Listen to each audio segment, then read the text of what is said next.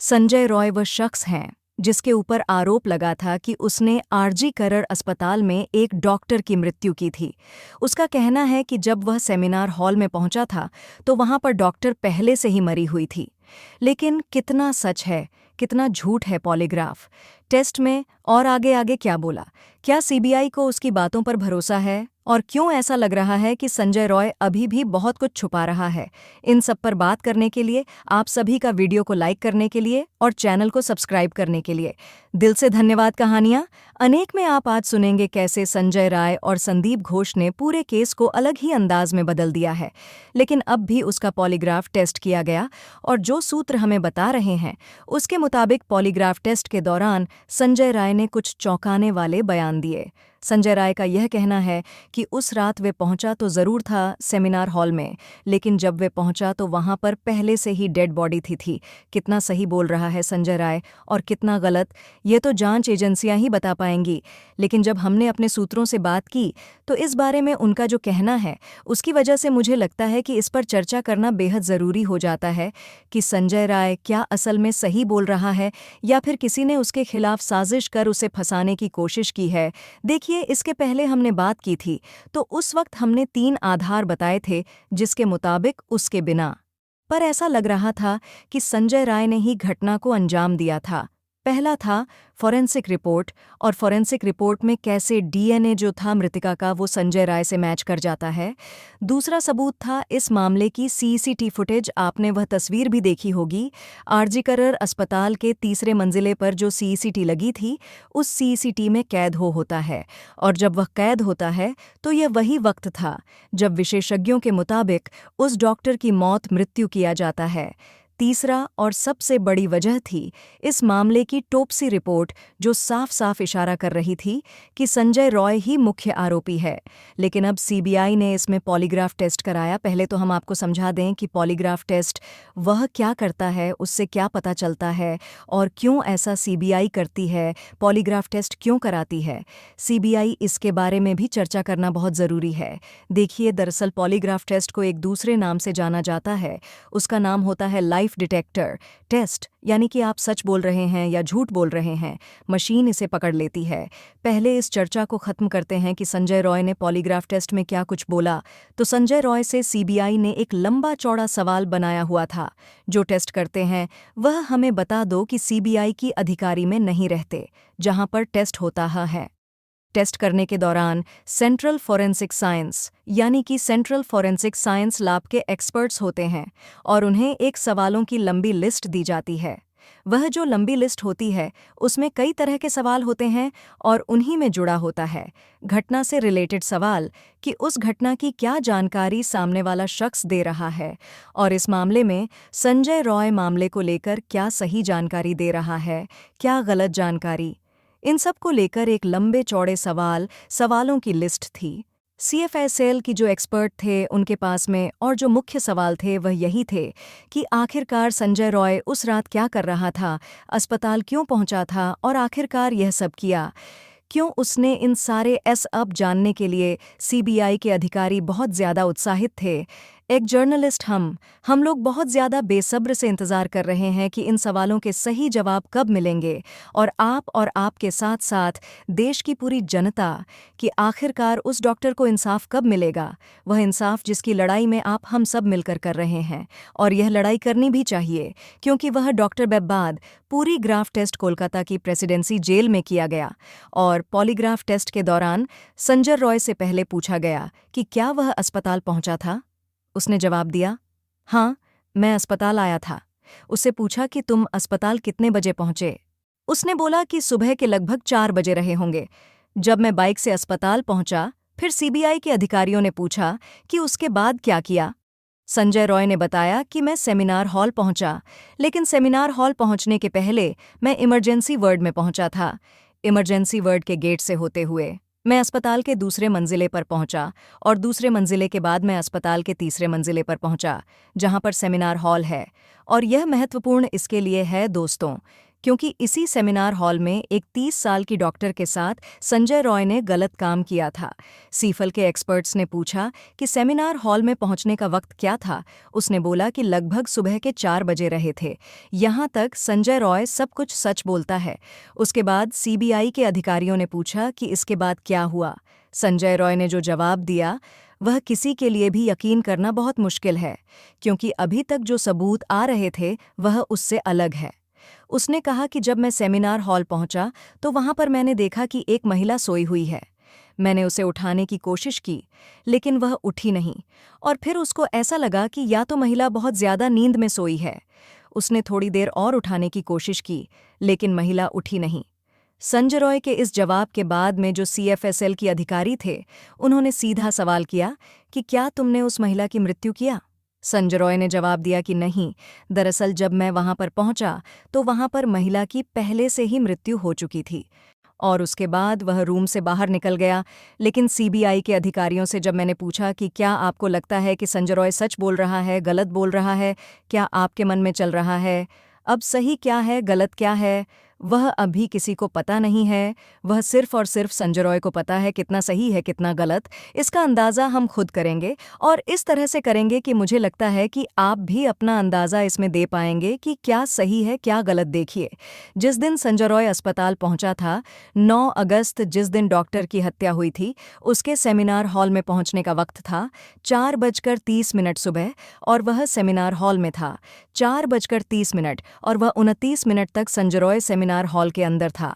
अब आपके मन में सवाल आएगा कि अगर कोई शख्स किसी कमरे में घुसता है और वहां पर देखता है कि किसी महिला की लाश पड़ी हुई है, 29 मिनट तक आखिरकार वह वहां पर करेगा? क्या 29 मिनट रहने के बाद जब वह कमरे से बाहर निकलेगा तो क्या वह किसी को इसकी जानकारी नहीं देगा कि यहाँ पर एक डेड बॉडी है? इस्माइल, जबकि संजय रॉय ने देख लिया था कि वहां पर सीसीटीवी लगा हुआ है, क्योंकि सीसीटीवी की जो फुटेज हमने देखी उसमें देखा संजय राय निकलने के बाद वह देखता है कि सीसीटीवी लगा हुआ है। इस पर वह फिर वापस जाता है और थोड़ी देर बाद बड़ी तेजी से भागते हुए निकल आता है।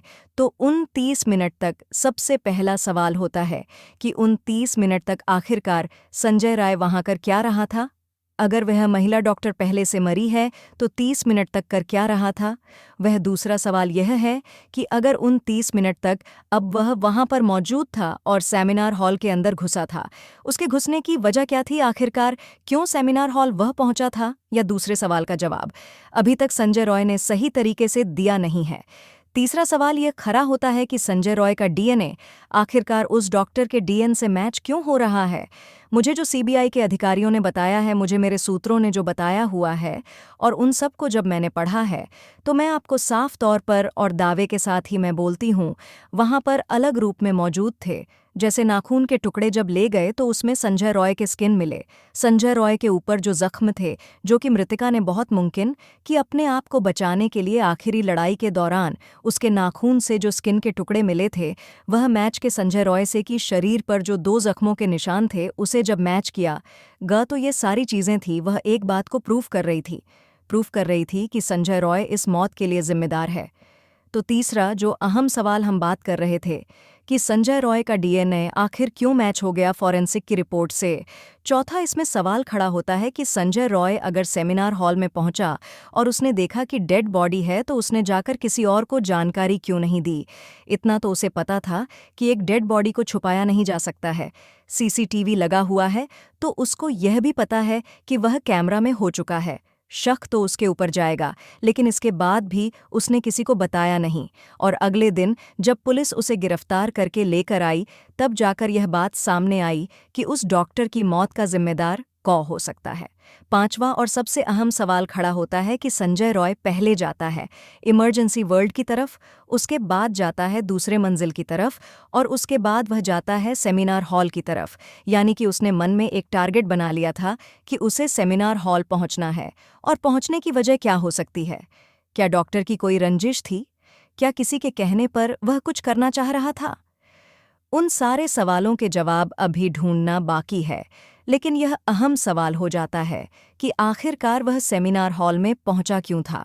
तो यह 5 ऐसे तथ्य, ऐसे सबूत हमारे सामने मौजूद हैं जिसके बिना पर यह लग रहा है कि पॉलीग्राफ टेस्ट के दौरान संजय रॉय ने झूठ बोला है और सीबीआई के जो अधिकार है उनका ये कहना है कि वह कोई क्लीन चिट संजय रॉय को नहीं दे रहे हैं।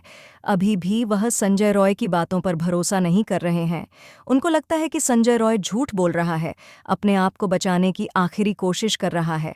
लेकिन अगर संजय रॉय थोड़ा भी सच बोल रहा है तब कुछ और सवाल खड़े होते हैं कि उस डॉक्टर के साथ जिन्होंने रात 12 बजे डॉक्टर के साथ में डिनर किया, रात 1:30 पक नीरज चोपड़ा का पेरिस ओलंपिक का मैच देखा और उसके बाद से वह डॉक्टर अकेली थी। उन 4 लोगों के नाम मैं आज आपको बताती हूं और इनका अभी पॉलीग्राफ टेस्ट हुआ है, उसके बारे में भी चर्चा करेंगे। डॉक्टर गुलाम आजम ये वह शख्स है जिसे सेमिनार हॉल के आसपास देखा गया था। उस रात डॉक्टर आर्क, डॉ शुभदीप महापात्र और डॉ सौमित्र रॉय या 4 लोग हैं जो अभी भी शक के घेरे में और सीबीआई उनका पॉलीग्राफ टेस्ट करवा चुकी है। इनके जो पॉलीग्राफ टेस्ट के रिपोर्ट है उसके आधार पर ही सीबीआई अपनी जांच को आगे बढ़ाएगी। लेकिन इन चारों का पॉलीग्राफ टेस्ट कराने की वजह यही थी कि इन चारों ने अपने बयान में बोला था कि हम कब मिले थे, हमने कब मृत शरीर को दे रहे हैं, उसके बाद में पूरे दिन अस्पताल में रहते हैं और अगली सुबह इनमें से एक शख्स 9 बजे के करीब आता है और देखता है कि जो डॉक्टर है उसके साथ किसी ने घिनौना हरकत की है, जिसके बाद में पूरे अस्पताल को ये जानकारी मिलती है। तो उनचा इसके बाद हम बात करते हैं संदीप घोष ऑफ प्रिंसिपल, जिसके ऊपर पहले दिन से आरोप लग रहा है और सीबीआई ने सुप्रीम कोर्ट में आरोप लगाया कि संदीप घोष वो शख्स है जिसने कि सबूतों के साथ में छेड़छाड़ की है। क्यों कर रहा था संदीप घोष छेड़छाड़? क्या उसी ने संजय रॉय को सेमिनार हॉल में भेजा था? क्या दोनों एक दूसरे को पहले से जानते थे? इन सारे सवालों के जवाब अभी निकालना बाकी है, लेकिन कहीं न कहीं संजय रॉय ने यह बोलकर एक रहस्य जो होता है उसको और बढ़ा दिया है। आज डॉक्टर संदीप घोष का पॉलीग्राफ टेस्ट हो रहा है, उनसे भी इन सब चीज़ों को लेकर सवाल जवाब किया जाएगा। उनके घर पर सीबीआई ने छापेमारी की थी, तो उन सभी सवालों के जवाब मिलना पॉलीग्राफ टेस्ट कराने की मांग कर है। और यह होने वाला है टेस्ट, एक ऐसा टेस्ट जो कि बदन के अंदर सूत्रों का यही कहना है। सवाल पूछे जाते हैं, जो इंटीग्रेटर होता है, जो जांच करता होता है, वह सवाल पूछेगा। सवाल पूछने के बाद तमाम तरीके के सेंसर जिससे सवाल पूछे जाने हैं उसके शरीर पर लगा दिए जाते हैं और उस दौरान जब वह रिस्पॉन्स देता है, सवाल का जवाब देता है, उस वक्त हार्ट बीट चेक की जाती है, ब्लड प्रेशर चेक किया जाता है, रेस्पिरेशन ब्रीदिंग रेट चेक की जाती है और जो स्किन की कंडक्टिविटी है, ये सारे मानक चेक किए जाते हैं। कहीं कोई झूठ को दबाने वाला कोई एक रिस्पॉन्स तो नहीं दे रहा दोस्तों। अब ध्यान से सुनिए, कई सारी संभावनाएं हो सकती हैं। डॉक्टर बेटी के जो माता पिता हैं उनका सीबीआई से यह सवाल है कि उनका पूरा विश्वास है देश के संविधान के ऊपर और देश की जांच संस्थाओं सीबीआई और कोर्ट के ऊपर भी। उन्होंने कहा कि एक से ज़्यादा लोगों का इवॉल्वमेंट हो सकता है, यह किसी एक का काम नहीं हो सकता, उनका यह संदेह है। अब अगर देखा जाए 4 लोग वहां मौजूद थे और चारों ने कुछ नहीं सुना, इतनी बड़ी वारदात हो गई। अब यह कहा जाता है कि जो सेमिनार हॉल है वहां पर सेमिनार कंडक्ट किया जाता है तो बाहर की आवाज़ अंदर न आए, इसलिए सेमिनार हॉल को पूरी तरीके से साउंड प्रूफ बनाया गया है। एक कारण ये हो सकता है, लेकिन संभावनाएं अनगिनत हैं। क्या ये हो सकता है कि एक सोची समझी साजिश थी जिसमें कि प्रिंसिपल भी इवॉल्व था? यह सिर्फ संभावना है, कंस्पिरेशन थ्योरी है, इसमें कोई सत्यता नहीं है, कोई सबूत नहीं है, लेकिन संभावनाएं बनती हैं क्योंकि पॉलीग्राफ टेस्ट संदीप घोष कभी होना है जो कि आरएसजी कॉलेज के प्रिंसिपल हैं। तो कहानी ये है कि अगर ऐसा है तो क्या कोई बड़ी ताकत इसमें इवॉल्व है? क्या डिनर के दौरान कुछ मिला कर सकता है? तो यह सीधा इशारा करता है कि कहीं ना कहीं कुछ सच है या कोई और डिटेल है जो यह जानते हैं पर बता नहीं रहे। किसके दबाव में नहीं बता रहे हैं या जिसके दबाव करता है, ये सिर्फ महज एक सीधा सा क्राइम है। कोई नहीं कह सकता दोस्तों, जब तक पॉलीग्राफ टेस्ट का रिजल्ट ना आ जाए तब तक कहना बेहद मुश्किल है। आपको क्या लगता है, क्या किसी एक व्यक्ति का क्राइम हो सकता है या किसी बड़ी साजिश के तहत डॉक्टर बेटी को खत्म किया गया है? कमेंट्स बॉक्स में ज़रूर बताइएगा। तो दोस्तों, जय हिंद, जय भाव।